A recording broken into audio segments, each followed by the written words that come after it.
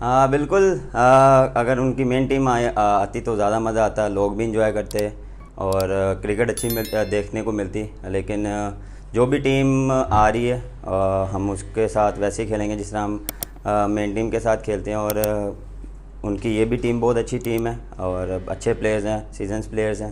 اور ہماری آپ کے سامنے پریپریشن دیکھ لیں، اسی کو ہم فالو کر رہے ہیں. اور یہاں پہ یہی ہوگا کہ جس طرح ہماری تھرو آؤٹ دا سیریز ہم کھیلتے آ رہے ہیں T20، اسی کو ہم کنٹینیو کریں گے اور اچھے میچز دیکھنے کو ملیں گے. اور دیکھیں یہ ٹیم آئی ہے یہاں پہ کھیلے گی، لیکن اس کے بعد 1 سال بعد 12 مہینے بعد ان کے ساتھ ٹیسٹ میچ بھی یہی سیریز ہے. اور میں ہوپ فلی ہوں کہ ان کی مین ٹیم آئے.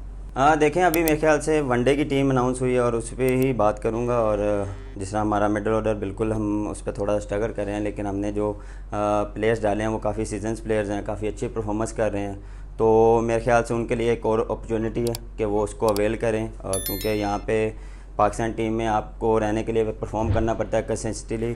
تو میرے خیال سے ان کے لیے ایک اور اپرچونٹی ہے کہ وہ سب کو شو کروائیں اپنا اور ٹیم میں جگہ بنائیں. اور جس طرح جی بالکل رمیز بھائی سے بات ہوئی ہے اور پازیٹیو بات ہوئی ہے، اور جو ان کا مائنڈ سیٹ ہے انہوں نے ہمیں بتایا، تو انشاءاللہ اس کو لے کے چلیں گے اور اس کو کیری آن کریں گے.